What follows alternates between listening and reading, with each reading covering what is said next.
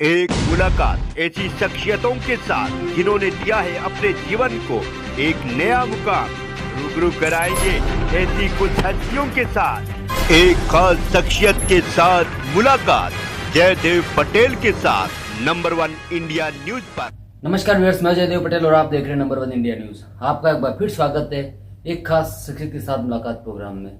आज हम बात करेंगे दिल्ली के मुख्यमंत्री और आम आदमी पार्टी के प्रमुख अरविंद केजरीवाल को 5 महीने बाद सुप्रीम कोर्ट से एक बड़ी राहत के रूप में सशर्त जमानत दी गई है। तो आखिर जमानत के क्या मायने और जो जमानत जो दी है उसमें क्या कुछ सशर्त लगाई गई है, इन्हीं तमाम उधर बात करने के लिए हमारे साथ खास हमारे सुप्रीम कोर्ट के वरिष्ठ वकील केसी मित्तल।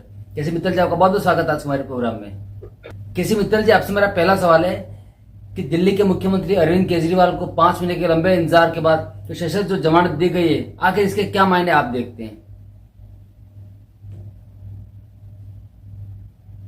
नहीं, देखिए, फायदे क्या, जमानत हो गई, आप बाहर आ जाएंगे। जैसे तो मैं समझता हूँ कि जिस तरीके का मामला चल रहा था, जमानत बहुत पहले नीचे ही हो जानी चाहिए थी।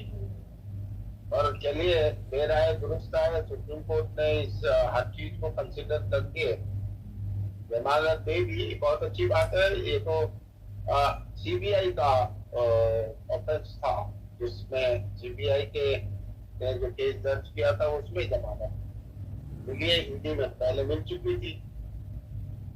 तो उस बात को भी सुप्रीम कोर्ट ने नजर में रखा है। जमानत तो जहां तक मिलने का सवाल है, देखिए, सुप्रीम कोर्ट ने इस बात को माना है कि bail is a rule and jail is an exception. तो ये प्रिंसिपल तो सबके केसेस में लागू होता है, वो यहाँ भी अप्लाई किया है। पर 156 दिन के बाद जमानत मिली है। जी केसी मित्तल जी, इस जमानत जी केसी मित्तल जी, अरविंद केजरीवाल को जमानत जो दी गई है, इससे मुख्य कई शर्तें भी रखी गई है, ताकि ये शर्तें क्या क्या हैं और इसको आप कैसे देखते हैं? नहीं, इसमें शर्तें रखी गई हैं। एक तो 10 लाख का बॉन्ड है। अब वो फाइल साइन नहीं कर सकते, चीफ मिनिस्टर के नाते चीफ मिनिस्टर ऑफिस में नहीं जा सकते।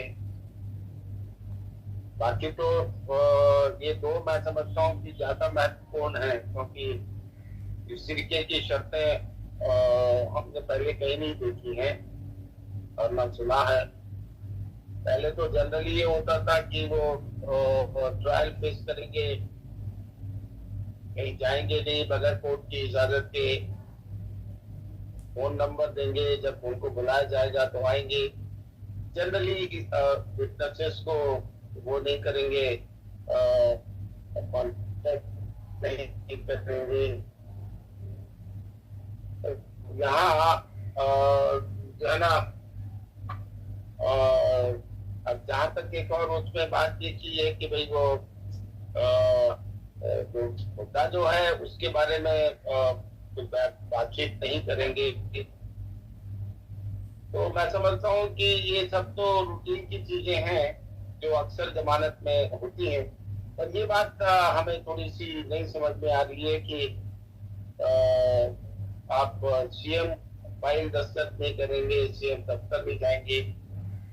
एक नई चीज सुप्रीम कोर्ट के ऑर्डर से आज आई है, और ठीक है, जो सुप्रीम कोर्ट ने ठीक समझा ऑर्डर किया उसका सम्मान है और वो सम्मान्य होगा। पर जेल मैनुअल में इस तरीके का कोई प्रावधान नहीं है। पर सुप्रीम कोर्ट को अख्तियारात है कि वो कोई भी शर्त लगा सकती है जो वो मुनासिब समझती है, और मैं समझता हूँ कि सुप्रीम कोर्ट ने इस बात को मुनासिब समझा है। जो ये शर्तें लगाई हैं, जो 2 शर्तें हैं, कि फाइल साइन नहीं करेंगे और दफ्तर नहीं जाएंगे। जी केसी मित्तल जी, सुप्रीम कोर्ट ने आज सीबीआई पर सख्त टिप्पणी करते हुए ये भी कहा कि आप कहीं ना कहीं जो तोते का पिंजरे वाला जो एक सिंबल जो लगा हुआ टैगलाइन जो है उससे बाहर आई है। तो इसको आप कैसे देखते हैं? देखिए, मैं सीबीआई का जहां तक सवाल है, अक्सर सीबीआई में के केसेस में अरेस्ट नहीं होती है, और सीबीआई ने अरेस्ट 22 महीने के बाद की है। वो 22 महीने के बाद क्या ऐसी बात थी जो सुप्रीम कोर्ट ने सीबीआई पे कमेंट किया है।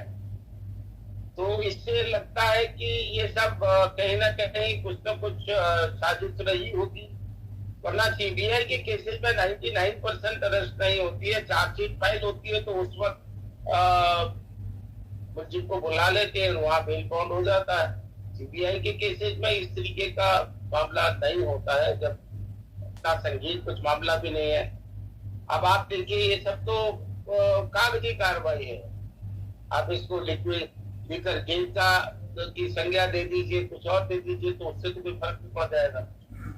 तो सीबीआई पर काफी टिप्पणी सुप्रीम कोर्ट ने की है, और मैं समझता हूँ कि इस चीज को सारी कोर्टें दिमाग में रख के आगे का निर्णय क्या करेंगे।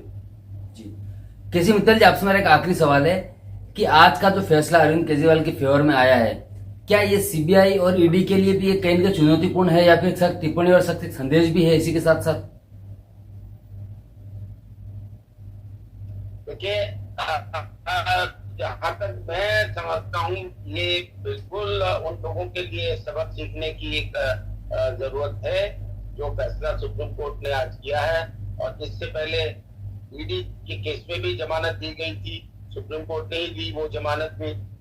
और ये चीज मैं ये भी मानता हूँ कि एक अजीब सी सिचुएशन हमें आज तक अभी तक समझ में नहीं आई कानून के दायरे में, कि ऐसी कौन सी बात थी जो डिस्ट्रिक्ट कोर्ट में या हाई कोर्ट में जमानत रद्द कर दी गई और सुप्रीम कोर्ट ही भागना पड़ा।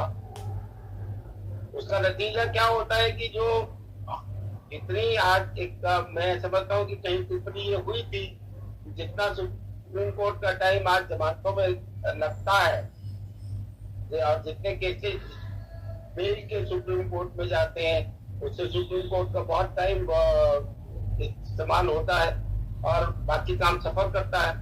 तो ये सब चीजें मैं समझता हूँ कि सिस्टम को, न्यायिक प्रणाली को समझना होगा कि हम किस तरीके से ऑर्गेनाइज करें ताकि न्याय एक जल्दी से चले और दूसरा केसेस इफेक्ट ना हो।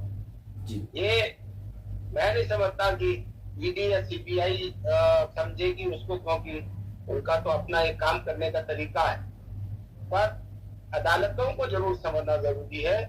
और मेरा ये मानना है कि ये जो जजमेंट आज सुप्रीम कोर्ट का है, इससे इस बात पर कोर्टें भी जो है ना, इसको नजरअंदाज नहीं कर सकेंगे। जी, केसी मित्तल जी, आपने हमारे लिए समय निकाला, उसके लिए आपको बहुत बहुत धन्यवाद।